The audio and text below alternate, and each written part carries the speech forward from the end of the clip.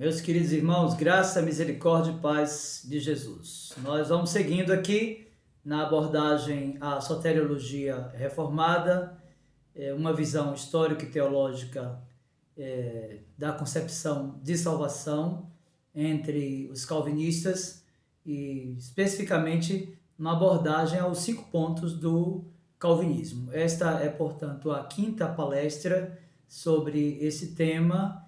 E nós vamos agora abordar o 4º ponto do calvinismo, que é a chamada graça irresistível. Então eu quero convidá-lo a abrir a sua Bíblia aí em Romanos capítulo 8, verso do 29 ao 30. Romanos capítulo 8, versos 29 e 30. Veja comigo o que diz a palavra de Deus. Porquanto aos que de antemão conheceu, também os predestinou para serem conformes à imagem de seu Filho, a fim de que ele seja o primogênito entre muitos irmãos. E aos que predestinou, a esses também chamou. E aos que chamou, a esses também justificou. E aos que justificou, a esses também glorificou.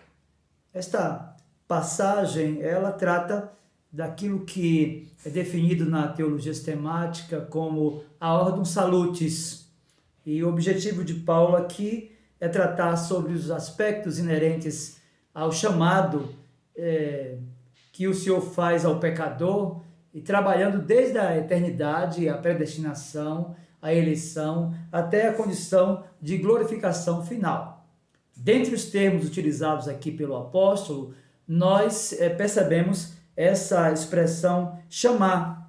E a ideia de chamar aqui tem uma relação estreita e direta com o 4º ponto do calvinismo, que é a graça irresistível.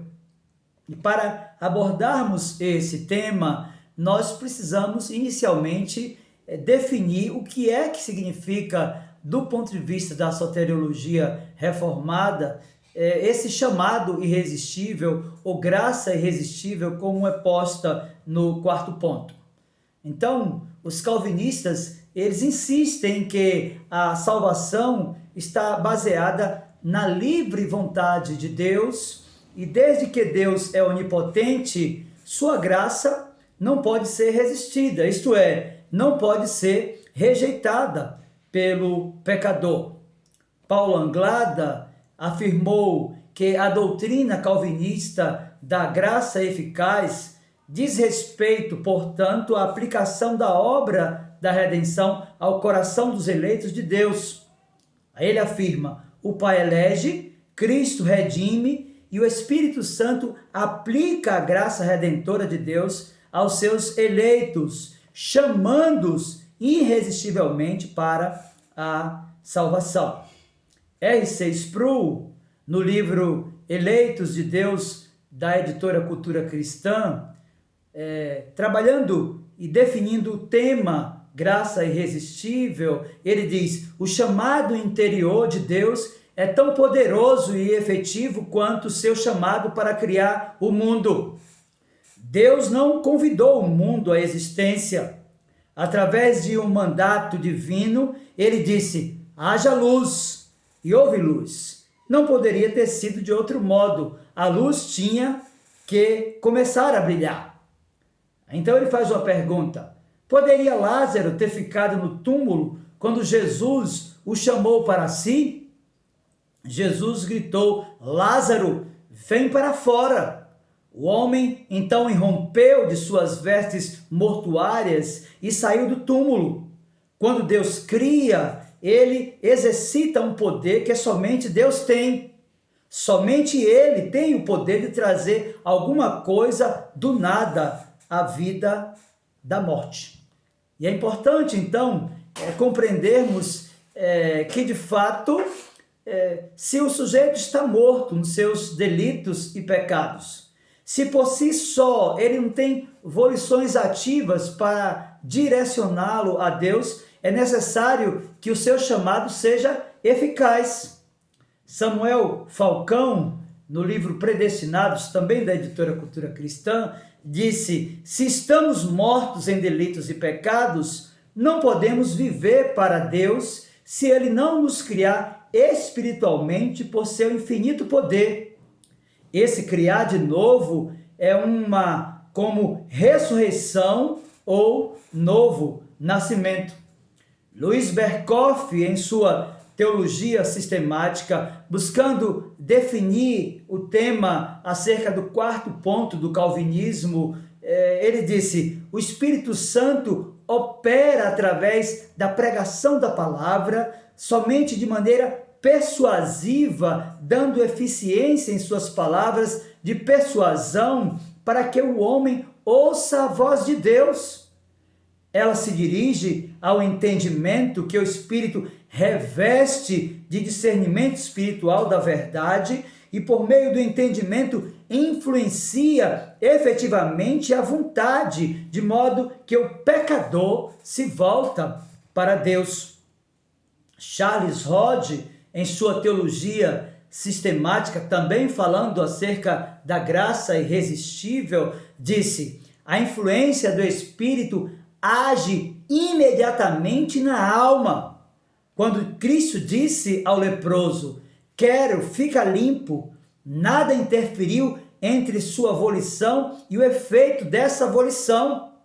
Da mesma maneira, nada interfere entre a volição do Espírito e a regeneração da alma.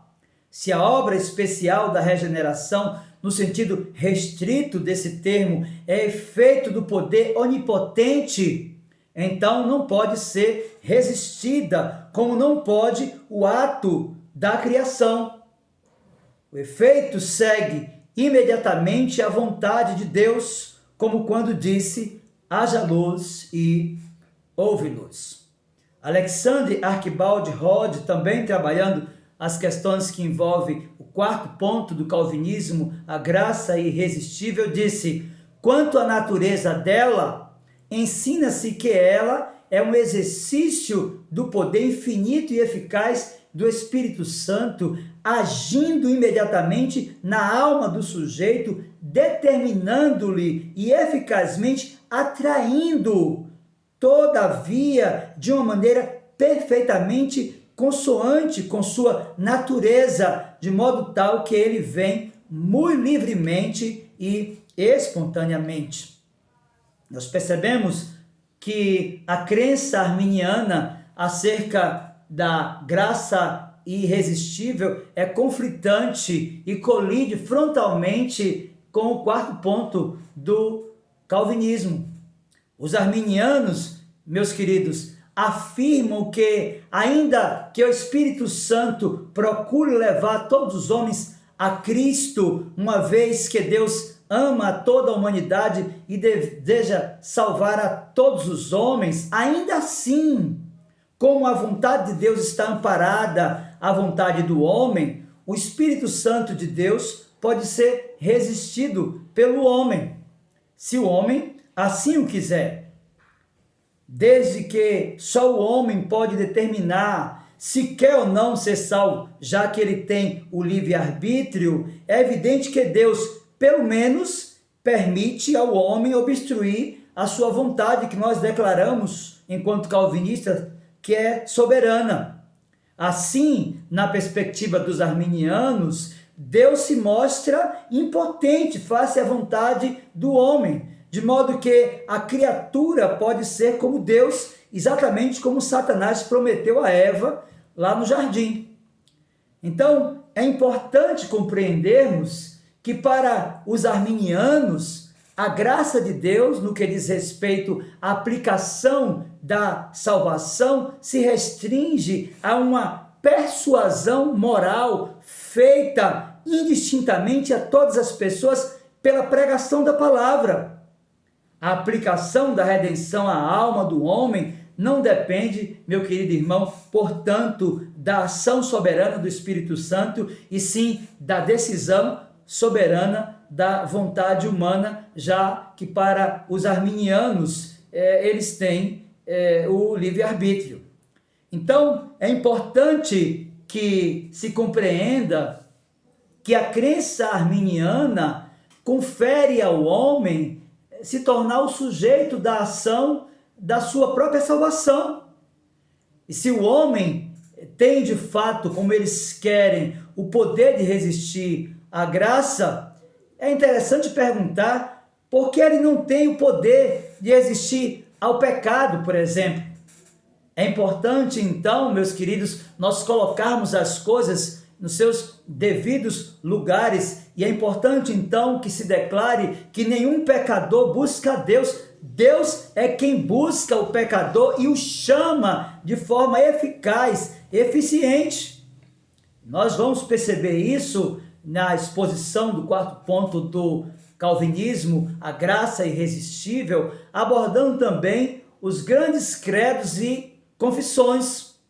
E o testemunho das confissões, no caso, por exemplo, da confissão escocesa, produzida em 1560 da nossa era, lá no capítulo 12, vai ratificar aquilo que o quarto ponto do calvinismo preconiza como verdade. Veja, Confissão Escocesa, capítulo 12, acerca da graça irresistível, nos diz o seguinte: por natureza, somos mortos, cegos e perversos, de maneira que nem sequer sentimos quando somos aguilhoados, nem vemos a luz quando brilha, nem podemos assentir à vontade de Deus quando ela se revela, se o Espírito de nosso Senhor não vivificar o que está morto, não remover as trevas de nossas mentes e não dobrar a rebelião dos nossos corações à obediência da sua bendita vontade.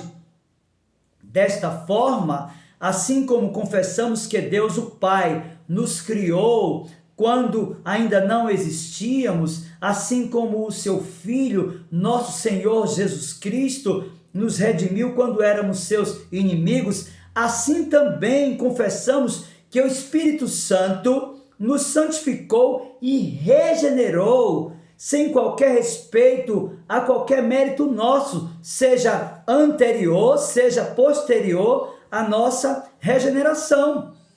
É importante, então, percebermos que não somente a confissão escocesa, mas a confissão de fé dos Países Baixos, nos artigos 22 ao 24, trabalhando a graça irresistível, vai ratificar aquilo que o quarto ponto do calvinismo ensina como verdade. Veja, artigos do 22 ao 24 da Confissão de Fé dos Países Baixos nos diz: cremos que para obter verdadeiro conhecimento desse grande mistério da redenção que há em Cristo, o Espírito Santo infunde em nossos corações uma fé sincera, a qual abraça Jesus Cristo juntamente com todos os seus méritos.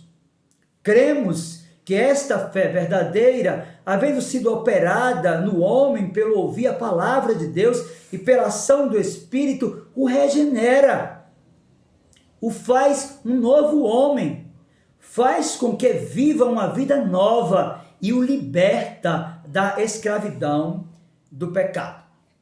A nossa confessionalidade presbiteriana, consequentemente calvinista, a Confissão de Fé de Westminster, no capítulo 10, nas seções 1 e 2, também tem subsídios teológicos na perspectiva da teologia sistemática acerca da graça irresistível. Veja, Confissão de Fé de Westminster, capítulo 10, seções 1 e 2, diz assim: todos aqueles que Deus predestinou para a vida, e só esses é ele servido no tempo por ele determinado e aceito, chamar eficazmente pela sua palavra e pelo seu Espírito, tirando-os por Jesus Cristo daquele estado de pecado e morte em que estão por natureza e transportando-os para a graça e salvação.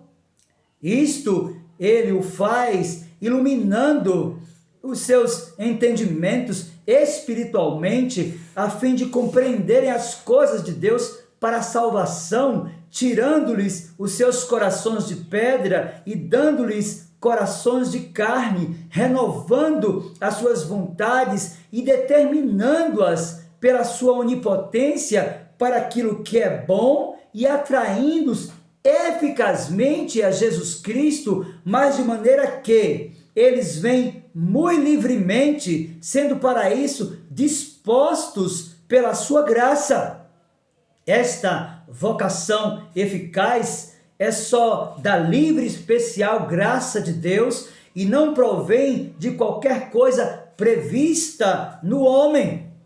Na vocação, o homem é inteiramente passivo, até que vivificado e renovado pelo Espírito Santo, fica habilitado a corresponder a ela e a receber a graça nela oferecida e comunicada.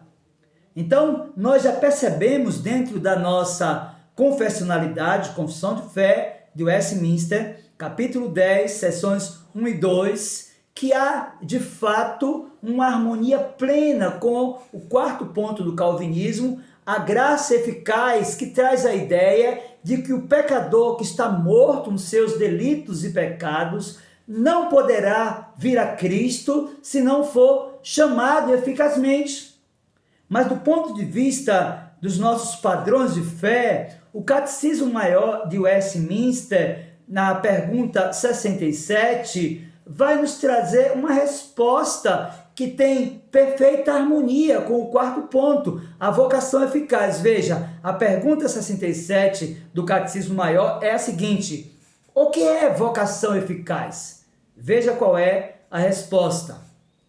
Vocação eficaz é a obra da onipotência e da graça de Deus, pela qual, do seu livre e especial amor para com os eleitos, e sem que nada neles o leve a isto, ele, no tempo aceitável, os convida e atrai a Jesus Cristo pela sua palavra e pelo seu Espírito, iluminando seus entendimentos de uma maneira salvadora, renovando e poderosamente determinando as suas vontades, de modo que eles mesmos, embora em si estejam mortos em pecado, se tornam por isso prontos e capazes de livremente responder ao seu chamado e de aceitar e abraçar a graça nele oferecida e comunicada. Então, nós temos, do ponto de vista dos grandes padrões das igrejas históricas e reformadas, uma perfeita harmonia quando o tema é vocação eficaz. A Confissão de Fé Batista, por exemplo, no capítulo 10, seção 3, traz informações especiais importantes quando o tema é o quarto ponto do calvinismo. Veja, Confissão de Fé Batista, capítulo 10, seção 3, diz assim: aqueles a quem Deus predestinou para a vida, ele se agrada em chamar eficazmente no tempo aceitável e por ele mesmo determinado por meio de sua palavra e de seu Espírito, do estado natural de pecado e morte para a graça e a salvação por Jesus Cristo. Isso Deus fez, iluminando-lhes a mente de maneira espiritual e salvadora, para que compreendam as coisas de Deus, tirando-lhes o coração de pedra e dando-lhes o coração de carne, renovando-lhes a vontade e pela sua onipotência predispondo-os para o bem e trazendo-os irresistivelmente a Jesus Cristo. Então é importante, meus queridos irmãos, percebermos que os grandes credos, as grandes confissões reformadas, revelam que o pecador só pode ser atraído a Deus por meio de Jesus Cristo, sendo chamado de forma a que não possa dizer não.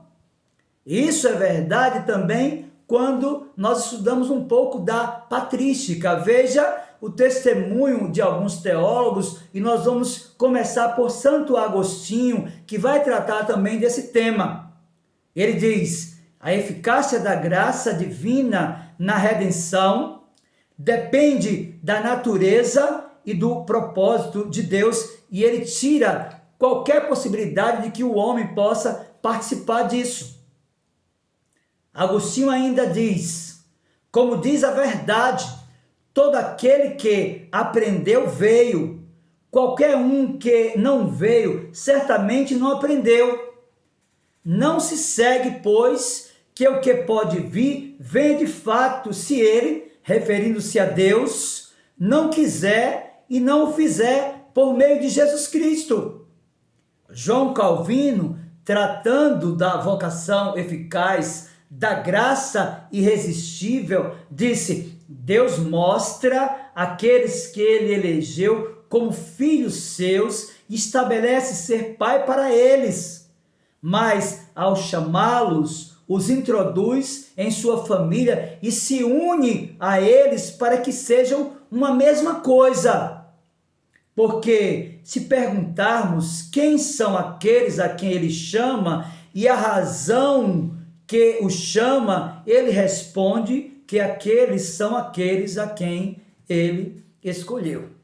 Então perceba que há uma harmonia plena entre os teólogos da Reforma, entre a depravação total, a eleição incondicional, a expiação limitada e a graça irresistível. Isso é verdade também na literatura produzida por Charles Hodge, a sua teologia sistemática, quando, ao tratar sobre a graça irresistível, disse: as Escrituras ensinam que o pacto da redenção assegura a influência certamente eficaz do Espírito àqueles que foram dados ao Filho como sua herança. Alexander Archibald Hodge, também tratando desse mesmo tema e comentando a Confissão de Fé de Westminster, disse assim: há uma vocação interna e eficaz provinda do Espírito de Deus, o qual efetua a regeneração e a qual só é experimentada pelos eleitos. O testemunho de alguns teólogos da Reforma fazem com que compreendamos que, de fato, não há outra opção para que um homem que está morto nos seus delitos e pecados seja religado a Deus, senão pela chamada interna e eficaz do Espírito, pela pregação fiel do Evangelho da Graça. Charles Spurgeon, o príncipe dos pregadores, disse: quando dizes, pode Deus fazer com que eu me converta em um cristão? Te digo que sim, pois nisso descansa o poder do Evangelho. Não pede teu consentimento, mas o obtém. Não diz, quer ter isto, mas te faz disposto no dia do poder de Deus. O Evangelho, disse Charles Haddon Spurgeon, não quer teu consentimento, ele o obtém. Põe fora de combate a inimizade do teu coração. Tu dizes, não quero ser salvo. Cristo diz que tu serás. Ele faz que nossas próprias vontades mudem de parecer e então você clama, Senhor, salva-me ou pereço. Meus queridos irmãos, de fato, esta é a verdade da Escritura apresentada no quarto ponto do calvinismo, a vocação eficaz ou a chamada graça irresistível. Louis Berkhoff, em sua teologia sistemática, disse: onde quer que se pregue o Evangelho, o chamamento é dirigido igualmente aos eleitos e aos réprobos. Atende ao propósito não somente de levar os eleitos à fé e à conversão, mas também de revelar o grande amor de Deus aos pecadores em geral. Meus queridos, foi esse também o pensamento de Johannes Gerardus Vos. Ele disse: todos os eleitos são eficazmente chamados e vêm finalmente a crer em Cristo. embora muitos sejam chamados exteriormente pelo Evangelho somente, uma parte destes que é eficazmente chamada pelo Espírito Santo. Meus queridos, de fato, esta é a verdade da Escritura. E nós precisamos, do ponto de vista do quarto ponto do calvinismo, a graça é irresistível, temos uma abordagem àquilo que a Escritura nos ensina. E antes da imersão aos textos bíblicos acerca da graça irresistível, deve-se considerar o que os calvinistas desejam afirmar com esta proposta. Não querem, por exemplo, significar que Deus faça violência ao espírito do homem, forçando a fazer algo que o homem não queira. Assim como não forçou Judas a fazer o que fez. É necessário que se diga que Judas agiu livremente, de acordo com o bom prazer de Satanás, seu mestre, e fez aquilo que seu espírito morto, sua alma corrompida pelo pecado, determinou que ele fizesse. A palavra irresistível, meu querido irmão, quando aplicada a respeito da graça de Deus para com seus eleitos, significa que Deus, por sua própria livre e imutável vontade, dá vida àqueles que escolhe. É o dom da nova natureza que nos faz aceitar a Cristo de maneira absolutamente irresistível. E quando nós olhamos para a Escritura, nós vamos perceber o quanto ela tem informações importantes acerca da graça irresistível que é oferecida ao pecador, que não pode dizer não. No livro do profeta Daniel, capítulo 4, verso 35, a Escritura diz: todos os moradores da terra são por ele reputados em nada. E segundo a sua vontade, ele opera com o exército do céu e os moradores da terra. Não há que ele possa deter a mão, nem lhe dizer: que fazes? Meus queridos, a Escritura está cheia de exemplos da soberania de Deus no chamado eficaz dos pecadores que só são atraídos de forma irresistível.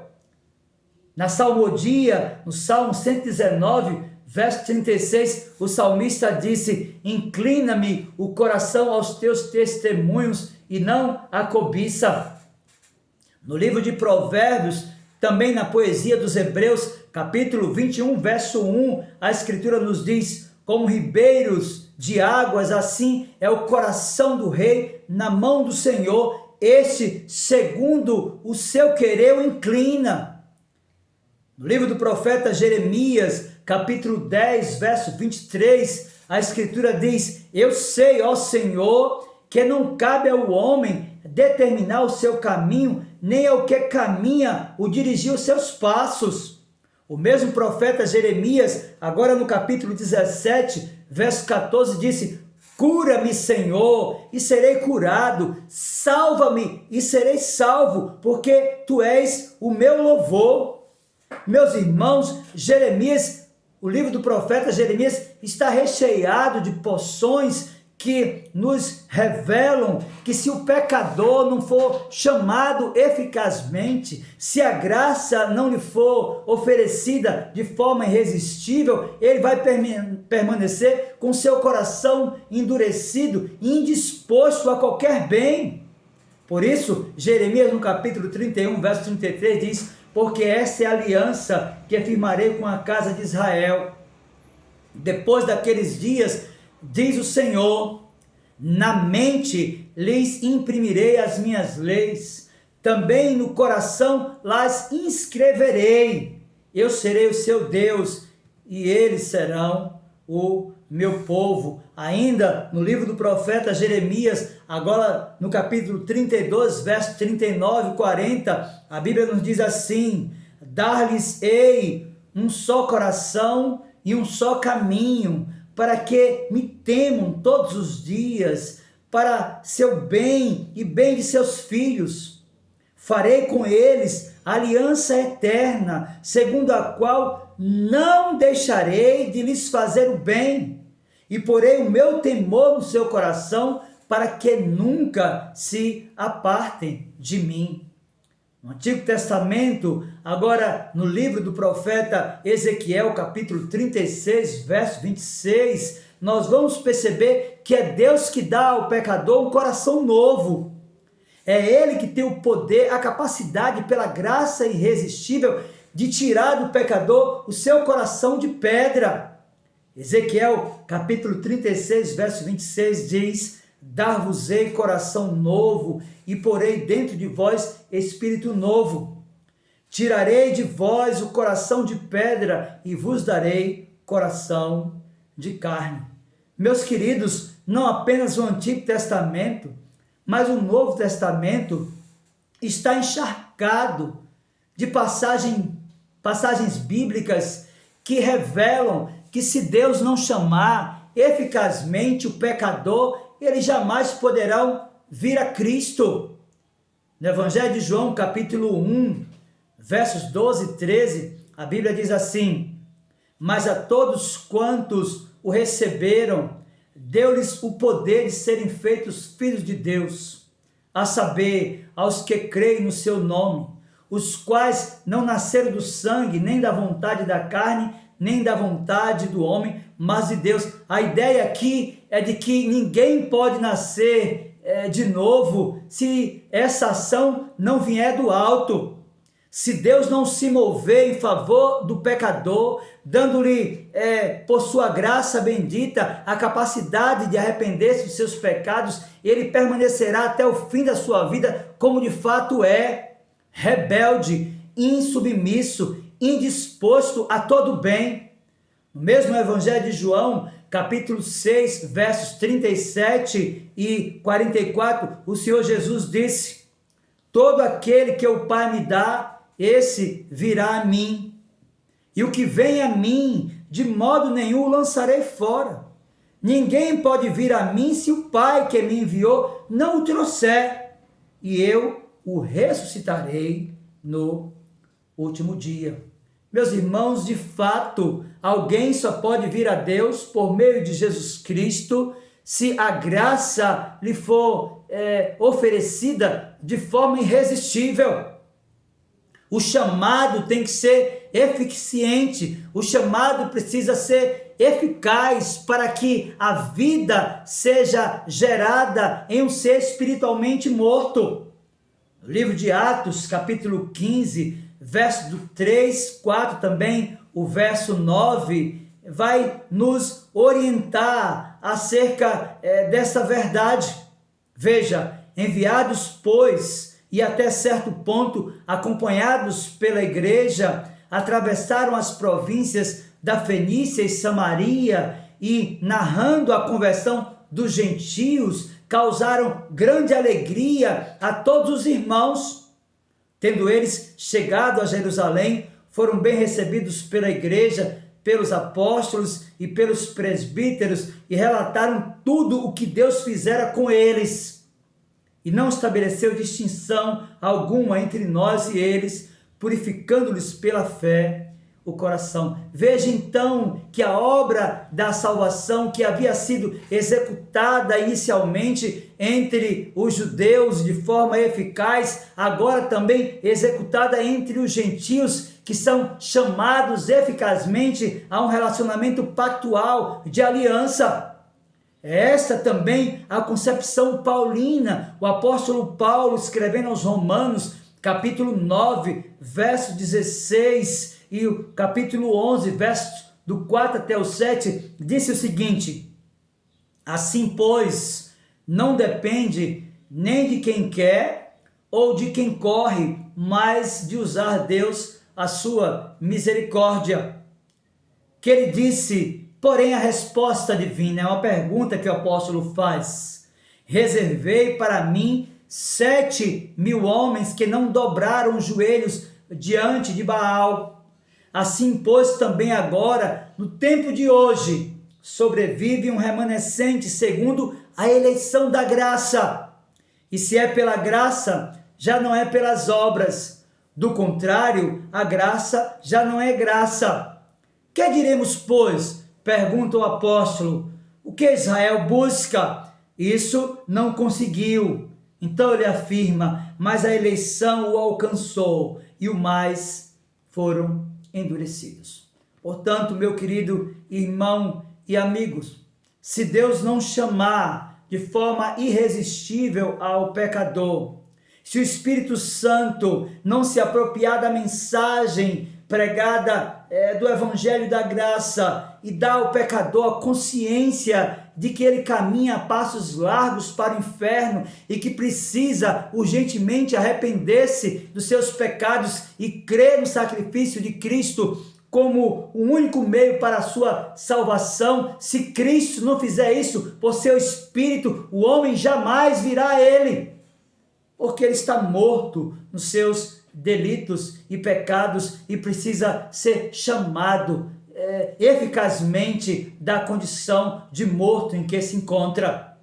O apóstolo Paulo, escrevendo aos Coríntios, na sua primeira carta, capítulo 1, versos do 26 ao 28, falando sobre a vocação, ou seja, sobre o chamado eficaz, sobre a graça irresistível, ele disse: irmãos, reparais, pois, na vossa vocação, visto que não foram chamados muitos sábios segundo a carne, nem muitos poderosos, nem muitos de nobre nascimento.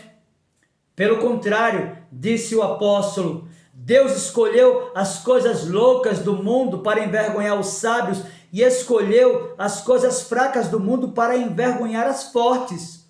E Deus escolheu as coisas humildes do mundo e as desprezadas e aquelas que não são, para reduzir a nada as que são, a fim de que ninguém se vanglorie na presença de Deus. Você consegue perceber que é de fato pelo decreto da eleição, pela vocação eficaz, ou seja, pela graça irresistível, que o pecador é despertado nos seus sentidos, que ele toma conhecimento do seu estado vil, da condição de morte, que o conduzirá inevitavelmente à morte eterna, a não ser que ele se arrependa e creia na pessoa de Jesus Cristo.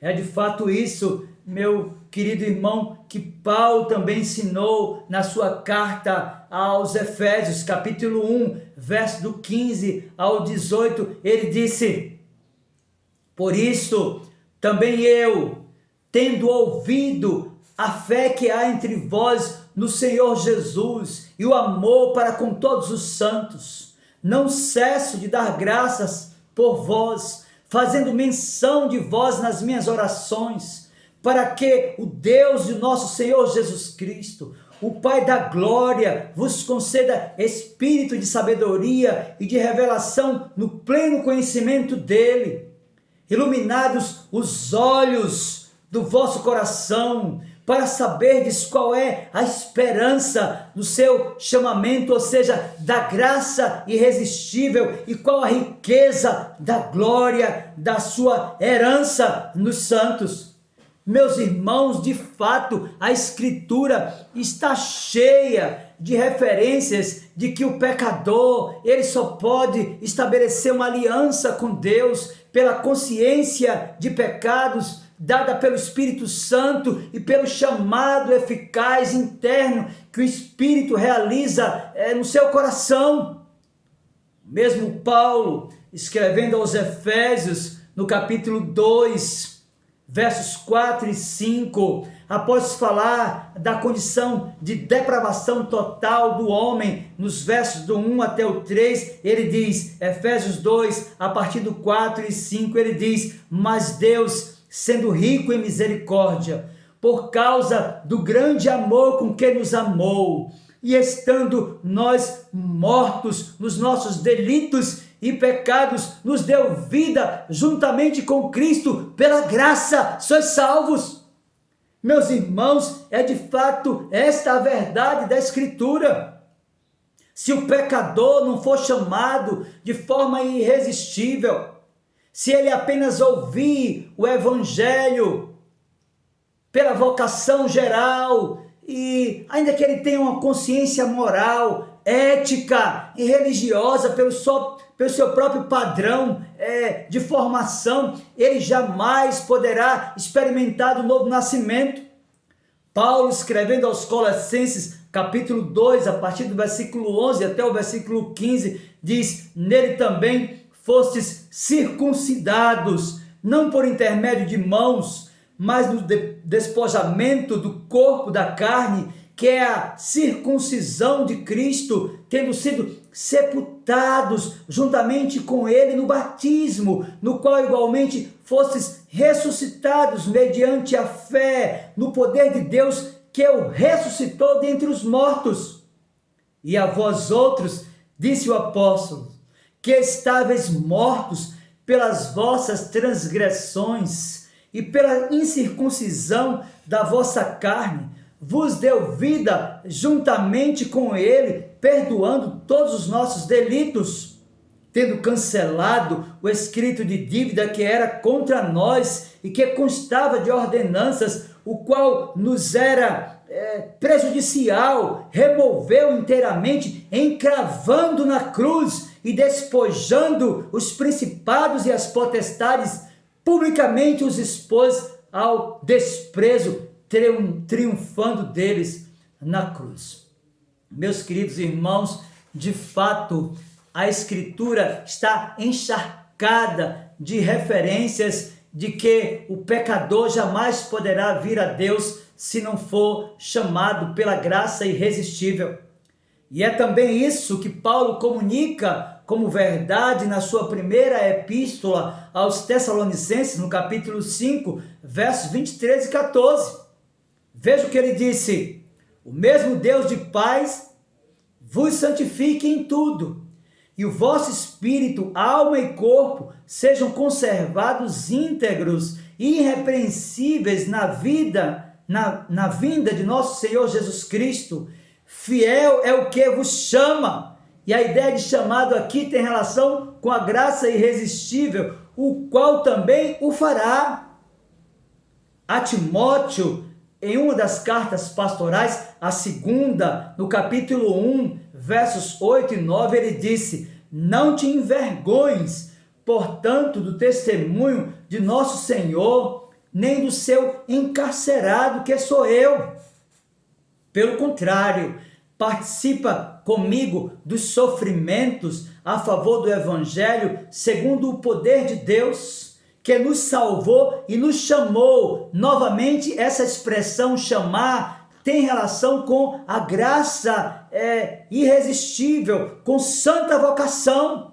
E ele diz: não segundo as nossas obras, mas conforme a sua própria determinação e graça que nos foi dada em Cristo Jesus antes dos tempos eternos. Meus irmãos, de fato, nós temos muitas referências acerca da graça irresistível de Deus, que é a forma pela qual ele chama o pecador a um relacionamento pactual, de uma aliança com ele. E eu quero encerrar todas essas citações, tanto do Antigo quanto do Novo Testamento, citando a Epístola de Tiago, capítulo 1, versos 16 ao 18, quando o irmão do Senhor disse: não vos enganeis, meus amados irmãos, toda boa dádiva e todo dom perfeito são lá do alto, descendo do Pai das luzes, em que não pode existir variação ou sombra de mudança. Pois segundo o seu querer, pois segundo o seu querer, ele nos gerou pela palavra da verdade, para que fôssemos como que primícias das suas criaturas. Muito bem, nós já falamos um pouco sobre a graça irresistível de Deus, que é o meio pelo qual ele estabelece uma aliança com o pecador, dando-lhe o conhecimento da sua condição vil de pecado. E eu quero concluir esse estudo sobre a graça irresistível, apresentando alguns aspectos práticos desta doutrina, ou o quarto ponto do calvinismo. E o primeiro deles é que nós devemos ter a consciência de que nós não podemos nos enganar. a graça da salvação é do início até o fim um dom de Deus. Foi Ele quem nos regenerou pelo seu Espírito e por meio da exposição da palavra lida e pregada. Esse é o primeiro ensino prático do quarto ponto do calvinismo. Isso é verdade, meu querido, quando nós lemos a carta de Paulo aos Filipenses, capítulo 2, versos 12 e 13, veja o que foi que ele disse. Assim, pois, amados meus, como sempre obedecestes, não só na minha presença, porém muito mais agora na minha ausência, desenvolvei a vossa salvação com temor e tremor, porque Deus é quem efetua em vós tanto querer como o efetuar, segundo a sua boa vontade. Então, o primeiro ensino prático do quarto ponto do calvinismo, que é a graça irresistível, nos faz compreender que foi Ele que nos regenerou por sua graça, pelo poder do Espírito e pela exposição fiel do Evangelho do Senhor Jesus Cristo. O segundo, meus irmãos, ensino prático do quarto ponto, também nos adverte acerca de que nós não devemos nos enganar como muitos irmãos arminianos. Ao invés de tributar qualquer mérito ao possível livre-arbítrio ou a nossa própria vontade ou decisão, é melhor nós considerarmos que o Senhor Jesus é tanto o autor como o consumador da nossa fé. E foi isso que o autor da carta aos Hebreus ensinou na sua epístola, lá no capítulo 12, versículo 2. Veja, Hebreus 12, 2, a Escritura diz: olhando firmemente para o autor e consumador da fé, Jesus, o qual, em troca da alegria que lhe estava proposta, suportou a cruz, não fazendo caso da ignomínia, e está assentado à destra do trono de Deus. Então, essa ideia de livre-arbítrio, que a pessoa veio a Cristo por suas volições, por seu interesse, por sua capacidade, seja ela ética, moral ou religiosa, é uma mentira. A fé que nos foi dada, ela tem como autor Cristo e tem como consumador o próprio Cristo. É isso que o autor da carta aos Hebreus nos ensina aqui no capítulo 12, versículo de número 2. Mas é importante, então, nós seguirmos nessas aplicações finais acerca do quarto ponto do calvinismo e pensarmos um pouco sobre a liberdade humana, já que falamos um pouco sobre a questão do livre-arbítrio.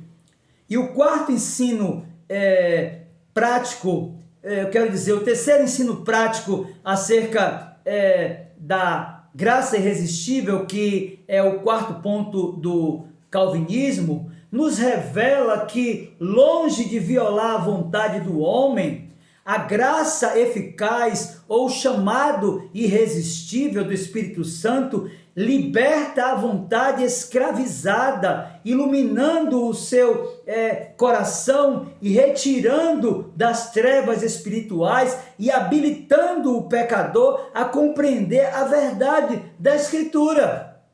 E é exatamente isso que o Senhor Jesus ensinou e que João registrou no seu evangelho, lá no capítulo 8, verso 32, aquele texto tão conhecido. Veja, disse, pois, Jesus aos judeus que haviam crido nele: se vós permanecerdes na minha palavra, sois verdadeiramente meus discípulos, e conhecereis a verdade, e a verdade vos libertará. Muito bem, nós já vimos então 3 aspectos práticos do quarto ponto do calvinismo, a graça irresistível, e eu quero concluir esta última lição com o quarto aspecto prático desta lição, chamando a sua atenção, que é o Pai, Deus o Pai, que soberanamente escolhe. Segundo, que é o Filho que objetivamente redime o pecador. Terceiro, que é o Espírito que irresistivelmente chama o pecador, aplicando eficazmente a graça da salvação ao coração de homens indignos e totalmente imerecedores da graça de Deus. E é exatamente isso que o apóstolo Paulo ensina aos romanos lá no final da grande seção da sua carta, capítulo 11, que ainda é a parte teológica desta carta, Romanos capítulo 11, a partir do versículo 33 e até o versículo 36, numa linda doxologia, ele diz: ó profundidade da riqueza, tanto da sabedoria como do conhecimento de Deus. Quão insondáveis são os seus juízos e quão inescrutáveis os seus caminhos. Quem, pois, conheceu a mente do Senhor? Ou quem foi o seu conselheiro? Ou quem primeiro deu a ele para que lhe venha a ser restituído? Então ele vai dizer: porque dele e por meio dele e para ele são todas as coisas, a ele, pois, a glória eternamente. Amém.